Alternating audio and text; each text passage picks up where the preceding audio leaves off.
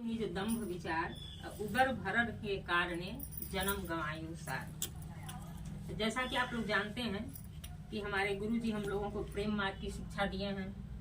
हम कितने भी भक्ति करें, ध्यान करें, सुमिरन करें, लेकिन अगर उसमें प्रेम का भाव नहीं है, प्रेम का पुट नहीं मिला हुआ है, तो वह एक तरह से निष्फल ही होगा।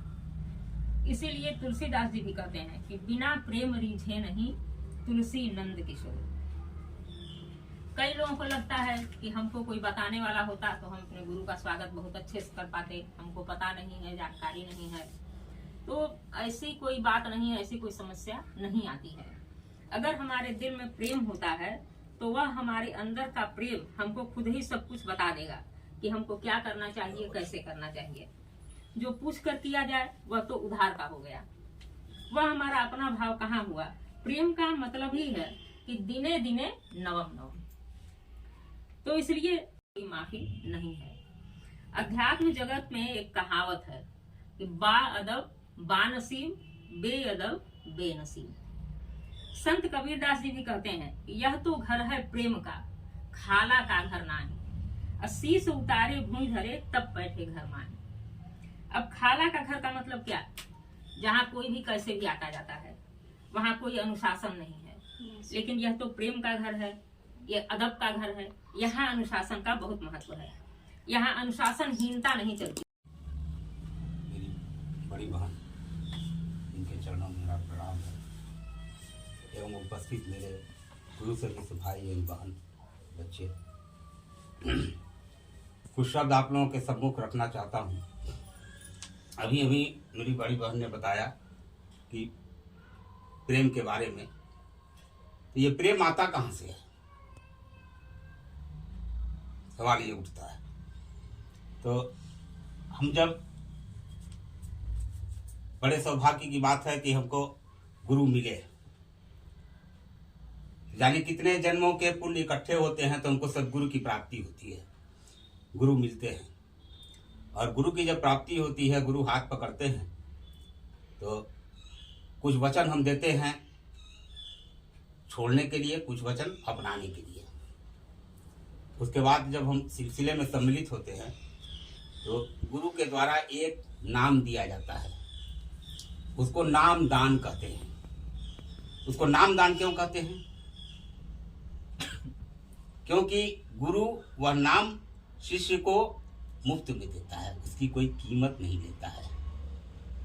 बदले में लेता क्या है कि सिर्फ कुछ वचन लेता है शिष्य के द्वारा, बाकी और कुछ नहीं लेता है। तो संत महात्माओं ने इस नामदान की बड़ी महत्ता बताई है, इसका बहुत महत्व है।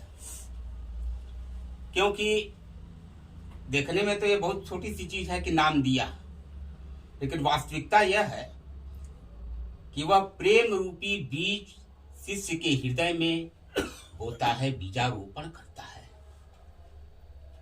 ठीक उसी तरह जैसे हम एक बीज बोते हैं, वह अंकुरित होता है, उसमें से पत्ते निकलते हैं, उसकी अच्छी तरह हम निगरानी करते हैं, देखभाल करते हैं, तो वह धीरे धीरे पौधे का रूप लेने लगता है और एक दिन एक विशाल वृक्ष का रूप ले लेता है। ठीक उसी तरह हमको जो गुरु ने हमारे हृदय में प्रेम रूपी बीज बोया, उसकी यदि हम कायदे से देखभाल करें, उसकी हिफाजत करें, तो देखभाल करने का मतलब यह है कि जो प्रेम रूपी बीज हमारे हृदय में बोया गया है, हम उस प्रेम को जरा भी ठेस न पहुंचने दें। धीरे धीरे वह प्रेम जो हमारे ऊपर उसका असर होता है प्रेम का, और हम उस प्रेम में आनंदित होते हैं,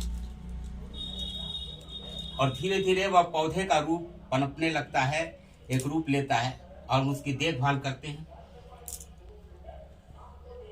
आहिस्ता आहिस्ता वो बड़ा होके एक वृक्ष का रूप ले लेता है, जिसके साए में तमाम जीव जो है वो आनंदित होते हैं। तो इस प्रेम रूपी बीज को देखभाल के लिए हमें कुछ चीजों की आवश्यकता होती है। हम कहेंगे कि भाई हम तो एक बीज बोते हैं तो उसको पानी देते हैं, समय समय पर जो है वो उसमें से खरपतवार निकालते हैं, खाद देते हैं, धीरे धीरे वो बड़ा होता है। इसमें हम क्या करेंगे? इसमें भी यही चीजें हैं कि जो खरपतवार का मतलब होता है कि हमारे अंदर कुछ अवगुण आते हैं, दोष आते हैं, उन दोषों को हम दूर कर लें, क्योंकि वो नुकसान ही पहुंचाएंगे, उनको हम दूर कर दें तो प्रेम रूपी बीज जो है वो पौधा जो है वो धीरे धीरे और बढ़ता जाएगा, उसको उसके अवरोध को समाप्त हो जाएगा। और खाद के रूप में हमारा क्या है कि ध्यान, भजन और सुमिरन, ये 3 चीजें हैं। इन्हीं 3 के द्वारा उस जो गुरु ने हमारे हृदय में बीजारोपण किया है उसको हम और आगे बढ़ाते हैं और धीरे धीरे वो बढ़ता चला जाता है और जिससे हम आनंदित। देवो महेश्वर गुरुर साक्षात परम ब्रह्मा तस्मै श्री गुरुवे नमः।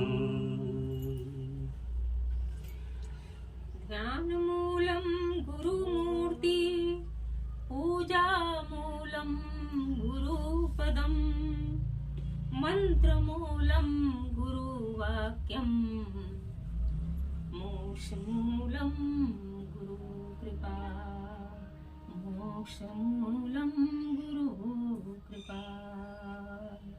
अखंड मंडलाकारं व्याप्तं येन चराचरं तत्पदं दर्शितं येन तस्मै श्री गुरुवे नमः। ना गुरोरधिकं ज्ञानं ना गुरोरधिकं तपः तत्त्वज्ञान परं ब्रह्म तस्मै श्री गुरुवे नमः। तस्मै श्री गुरुवे नमः। दया करो हे